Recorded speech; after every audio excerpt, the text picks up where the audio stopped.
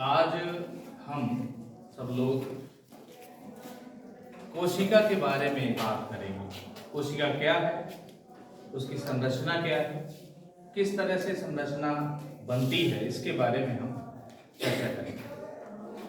तो पहली बात होती है कोशिका है क्या। कोशिका शरीर की संरचनात्मक तथा क्रियात्मक इकाई को हम कोशिका कहते हैं। Main cell is the structural and functional unit of the living body. कहने का तात्पर्य यह है कि कोशिका जो होती है शरीर की बहुत ही छोटी इकाई होती है। अब बात करते हैं अगर इसकी खोज की, तो इसकी खोज सर्वप्रथम 1665 में रॉबर्ट हुक नामक साइंटिस्ट ने इसको सर्वप्रथम खोजा था। और लेकिन उन्होंने खोज के बारे में अगर हम बात करें तो रॉबर्ट हुक ने अपने द्वारा बनाए गए माइक्रोस्कोप की सहायता से उन्होंने जब बना करके देखा तो उन्होंने केवल पादप कोशिका की कोशिका भित्ति देखी और उसमें उनको मधुमक्खी के छत्ते की तरह चीजें दिखाई दी और उसका नाम उन्होंने सेल दिया और हिंदी में उसको सेल कोशा बोलते थे उस दौरान। इसके बाद 1674 में रॉबर्ट हुक के खोज के पश्चात 1674 में लेवेनहॉक साइंटिस्ट ने जीवित कोशिका की खोज किया। फिर इसके कुछ समय पश्चात दत्तोचित नामक व्यक्ति ने सेल थ्योरी कोशिका का सिद्धांत प्रस्तुत किया, जिसके अनुसार उन्होंने यह बताया कि जो शरीर होता है वह शरीर कोशिकाओं का बना होता है। वो कोशिकाएं एक कोश की भी हो सकते हैं जीव और बहुकोश की भी हो सकते हैं, जिसको बाद में स्लाइडेन और स्वान नामक साइंटिस्ट ने काफी विस्तार से 1938-39 के आसपास उन्होंने खूब उस पर कार्य किया और उस पर चर्चा किया। जबकि दत्तोचित ने 1824 में उसको सेल थ्योरी को प्रपोज किया था, प्रस्तुत किया था। इतनी बात समझ में आई।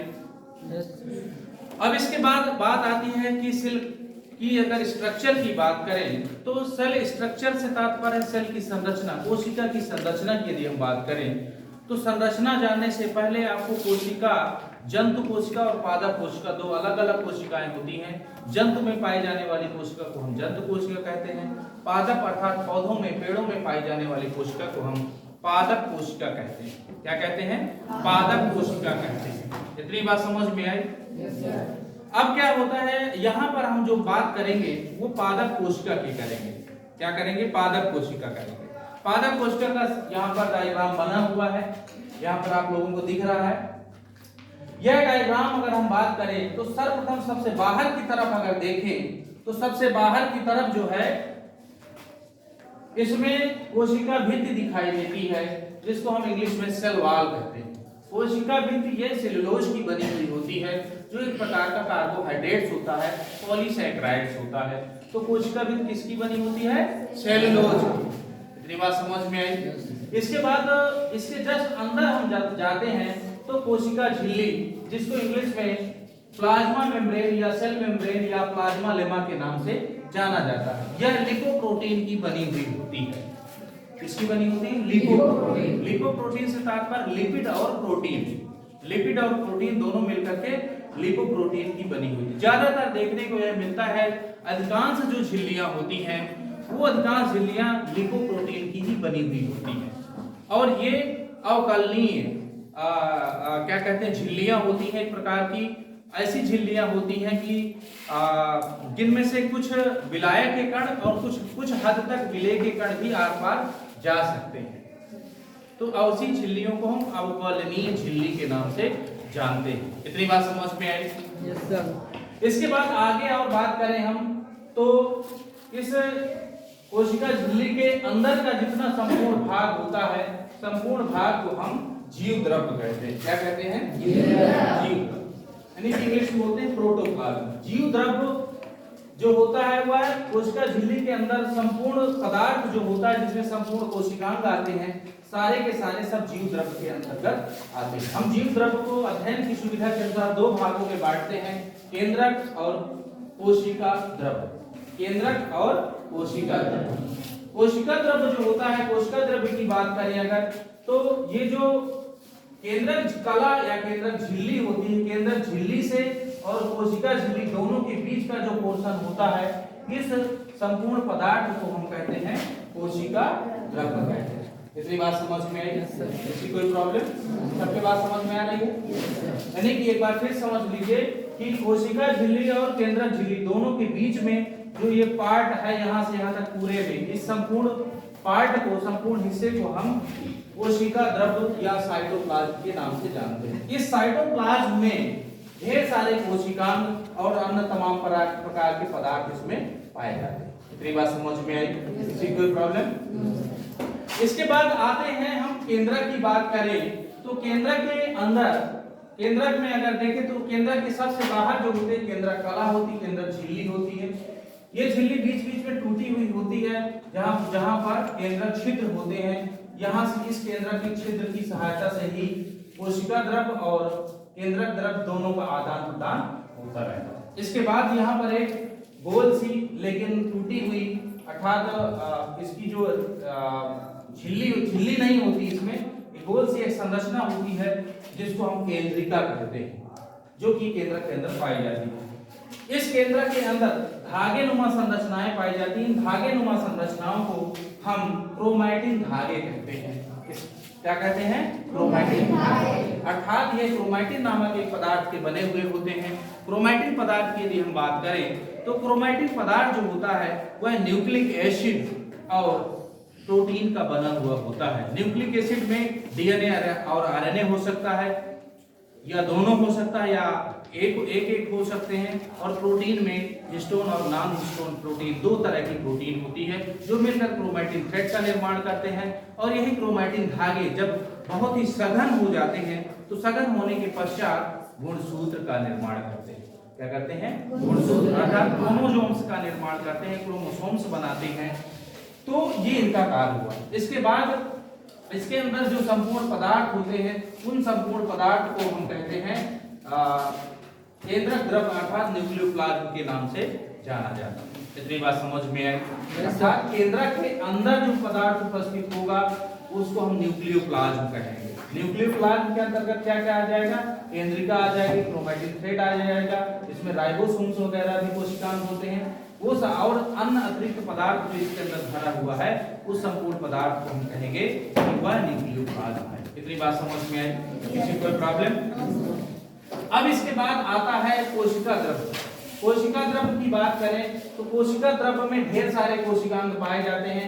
इनमें से देखिए यहाँ पर माइटोकॉन्ड्रिया हो गया, ये बहुवचन में होता है माइटोकॉन्ड्रिया। अगर एक वचन में कहेंगे तो माइटोकॉन्ड्रियान होता है। क्या होता है? माइटोकॉन्ड्रियान। इसके बाद जो है दूसरा होता है, दूसरा कोशिकांग जो होता है वह लवक होता है, प्लास्टिड होता है। और यह लवक जो होता है यह सामान्यतः 3 तरह का होता है। 3 क्या, इसके अतिरिक्त भी प्रकार होते हैं, लेकिन मुख्य रूप से 3 प्रकार का होता है, जिनको हम अवर्णी लवक, वर्णी लवक और हरित लवक, इंग्लिश में बोलेंगे उसको ल्यूकोप्लास्ट, क्रोमोप्लास्ट और क्लोरोप्लास्ट, 3 नामों से जाना जाता है। ल्यूकोप्लास्ट जो होता है वह उसमें कोई कलर नहीं होता है, अर्थात वह पौधे के ऐसे भाग में पाया जाता है जो सूर्य के प्रकाश में सामान्यतः नहीं होते, जैसे आलू वगैरह, शकरकंद वगैरह, उसमें कोई भी रंग नहीं होता है, इसलिए क्या हुआ? अवर्णी लवक हुआ, ल्यूकोप्लास्ट। इतनी बात समझ में आई? किसी कोई प्रॉब्लम? अब देखिए, कभी कभी आप देखते होंगे कि आलू अगर थोड़ा जमीन से बाहर निकल आया है तो उसका कलर चेंज हो जाता है, हरा हो जाता है, देखते हो? Yes sir. तो ल्यूकोप्लास्ट चेंज हो जाता है, क्रोमोप्लास्ट वर्णी लवक में वह चेंज हो जाता है। और इसके अतिरिक्त वर्णी लवक जितनी भी पंखुड़ियां होती हैं उसकी, फ्लावर की, फूल की जितनी भी पंखुड़ियां होती है, रंगीन भाग होता है, वो सब के सब किसके बने होते हैं? वर्णी लवक के बने होते हैं, जो कि लवक का एक प्रकार है। इतनी बात समझ में आई? और लास्ट होता है हरित लवक। हरित लवक जो होता है वह पौधे के हरे भाग में पाया जाता है, जहां पर भी पौधा हरा है तो हरे भाग में लवक पाया जाता है। इतनी बात समझ में आई? इससे कोई प्रॉब्लम? इसके बाद आगे देखते हैं कि राइबोसोम, छोटे छोटे इसमें संरचनाएं पाई जाती हैं जिनको राइबोसोम के नाम से जाना जाता है। ये राइबोसोम 2 प्रकार के होते हैं, 80S प्रकार के होते हैं और 70S प्रकार के राइबोसोम्स पाए जाते हैं। इनका जो कार्य होता है प्रोटीन संश्लेषण में इनका भाग लेना होता है। कैसे होता है ये अगली क्लास में बताया जाएगा कि प्रोटीन संश्लेषण कैसे होता है। इसके बाद अगली संरचना देखें, अगली जो कोशिकांग होता है ऑर्गेनेल्स होता है, उसमें एंडोप्लाज्मिक रेटिकुलम अर्थात अंतःप्रदर्भी जालिका, एंडोप्लाज्मिक रेटिकुलम शॉर्टकट में इसको ईआर के नाम से जाना जाता है। एंडोप्लाज्मिक रेटिकुलम ये अनियमित आकार की लंबी लंबी संरचनाएं होती हैं और ये इस केंद्रक झिल्ली से जुड़ी हुई भी हो सकती हैं और अलग बिखरी हुई पड़ी हो सकती हैं। ठीक है, ये इसका एक कोशिकांग होता है। इसके बाद अगला कोशिकांग की बात करें हम तो गाल्गी बॉडी होता है। गाल्गी बॉडी या गाल्गी ऑपरेटस या लाइकोकांड्रिया या गाल्गी कॉम्प्लेक्स, कई नामों से इसको जाना जाता है। कैमिलो गाल्गी नामक साइंटिस्ट ने इसको खोजा था, इसलिए उनके नाम के आधार पर इनको हम गाल्गी बॉडी या गाल्गी ऑपरेटस के नाम से जानते हैं। इसके बाद अगली जो संरचना है वह रिक्तिका है। पादप कोशिका में रिक्तिका काफी बड़ी होती है, इसी वजह से कोई भी लकड़ी वगैरह होती है फ्लोटिंग करती है अर्थात तैरती रहती है, क्योंकि उसमें बीच में होल होता है, छिद्र होता है, कोशिकाओं के बीच में खाली गैप होता है, इस वजह से वो जो है हल्की होती है। इसकी जो झिल्ली होती है उसको टोनोप्लास्ट के नाम से जाना जाता है। एक चीज समझ लीजिए, जितनी भी झिल्लियां होती 99% वो लिपोप्रोटीन की बनी हुई होती है, चाहे वो पादप कोशिका की झिल्ली हो या उसके कोशिकांग की बात करें, किसी की भी हो सकती है, किसी की झिल्ली जो है उस रूप में लिपोप्रोटीन की बनी हुई मिलेगी। इसके बाद अगला जो संरचना है लाइसोसोम है। हाँ, लाइसोसोम को समझना बहुत आवश्यक है। लाइसोसोम में पाचक एंजाइम पाए जाते हैं। कोई भी पादप कोशिका होती है, पादप कोशिका में ये देखने को मिलता है कि पादप कोशिका जो होती है अगर कोई चीज पाचन पचाना होता है तो लाइसोसोम उसमें मदद करता है, क्योंकि लाइसोसोम के अंदर ढेर सारे पाचक एंजाइम पाए जाते हैं। लेकिन पाचक एंजाइम जो होते हैं इसके अंदर रह करके निष्क्रिय रहते हैं। जैसे ही इसको पचाने के लिए कोई चीज आता है तो इसके संपर्क में आ जाता है और संपर्क में आकर पाचक एंजाइम इसके संपर्क में आते ही सक्रिय हो जाते हैं और उसको पचा देते हैं। अगर इत्तेफाक से कभी यह लाइसोसोम अगर फट जाए तो संपूर्ण कोशिका नष्ट हो जाएगी, क्योंकि संपूर्ण पदार्थ पच जाएंगे, इसलिए इसको आत्महत्या की थैली कहते हैं। इसे हम सुसाइड ऑर्गेनेल्स के नाम से भी जानते हैं। क्या कहते हैं? सुसाइड ऑर्गेनेल्स के नाम से भी जानते हैं। सुसाइड ऑर्गेनेल्स ऑफ सेल, कोशिका की आत्महत्या की थैली कहा जाता है। इतनी बात समझ में।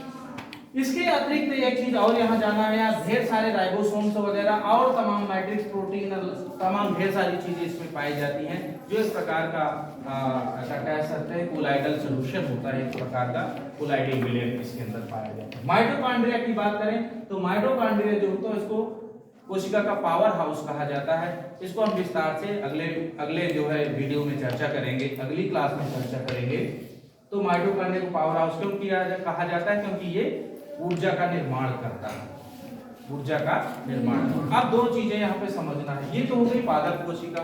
अब पादप कोशिका और जंतु कोशिका में अंतर क्या होता है, ये चीज आपको जानना जरूरी है। पादप कोशिका की बात करें तो पादप कोशिका की जो कोशिका भित्ति होती है जंतु कोशिका में वो नहीं पाई जाती। जंतु कोशिका अगर हम बनाएं, ये जंतु कोशिका हो गई, तो जंतु कोशिका की बात करें तो कोशिका भित्ति की तुलना में इसमें कोशिका भित्ति नहीं पाई जाती। ये क्या है? एनिमल सेल है, एनिमल सेल है कोशिका। ये जंतु कोशिका है, ये पादप कोशिका है। पादप कोशिका में कोशिका भित्ति होती है, जबकि इसमें जंतु कोशिका में कोशिका भित्ति नहीं होती। इतनी बात समझ में आई?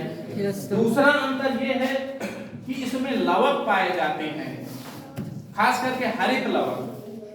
हरित लवक क्लोरोप्लास्ट सामान्यतः इसमें पाए जाते हैं। लवक समझ लीजिए, लवक पादप कोशिका में पाए जाते हैं, जबकि जंतु कोशिका में लवक नहीं पाए जाते। इतनी बात समझ में आई? इसके अतिरिक्त इसमें सेंट्रोसोम नामक एक उपकरण, तारक काय नामक एक ऑर्गेनेल्स पाया जाता है जंतु कोशिका में। तारक काय नाम का एक कोशिकांग पाया जाता है जंतु कोशिका में, जबकि पादप कोशिका में नहीं पाया जाता। सामान्यतया यही अंतर होता है। और इसकी बाहरी आवरण जो होता है वह कोशिका झिल्ली होती है, जबकि उसका बाहरी आवरण क्या होता है? कोशिका भित्ति होती है। इतनी बात समझ में आई? किसी कोई प्रॉब्लम? तो ये रही कोशिका की संरचना और पादप कोशिका और जंतु कोशिका में क्या अंतर है, इस चीज को आपने आज समझा। इसके बाद हम आगे चर्चा करेंगे कि कोशिका कितने प्रकार की होती है। ठीक है।